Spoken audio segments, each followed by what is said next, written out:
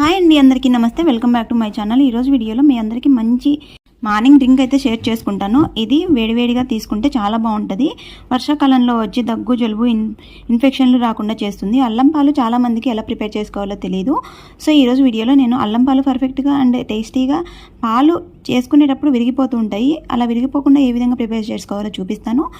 దీనివల్ల చాలా health benefits ఉంటాయి. వీడియో ఎండ్ వరకు చూడండి. నేను మంచి హెల్త్ బెనిఫిట్ అయితే షేర్ చేస్తాను. ముఖ్యంగా లేడీస్లో వచ్చే ప్రాబ్లంకి సొల్యూషన్ కూడా దొరుకుతుంది దీనివల్ల.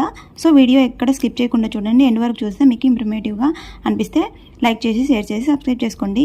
సో ముందుగా స్టవ్ మీద ఒక గిన్నె పెట్టుకొని వాటర్ అనేది మరిగించుకోవాలి. తర్వాత ఒక చిన్న అల్లం ముక్కని దంచుకొని ఇలా వేసుకోవాలి. ఒక 5 నిమిషాల పాటు మరిగించుకున్న తర్వాత ఒక కప్పు దాకా చిక్కటి పాలు వేసుకోండి. చిక్కటి పాలు వేసుకొని బాగా మరిగించుకోవాలి.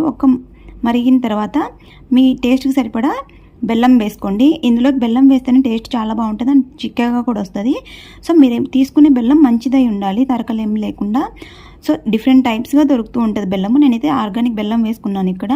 మీ ఇంట్లో నార్మల్ బెల్లం అయినా వేసుకోవచ్చు. సో మంచిగా ఉండేది వేసుకోండి. మనం వేసుకునే బెల్లం వల్ల పాలు అనేది విరిగిపోతాయి. సో ఎక్కువ క్వాంటిటీలో వేసుకున్నా కూడా పాలు అనేది విరిగిపోతాయి. అంతేకాకుండా అల్లం అనేది కారం ఎక్కువగా ఘాటుగా ఉంటుంది కదా, అలాంటిది ఎక్కువ వేసుకున్నా కూడా పాలు అనేది విరిగిపోతాయి.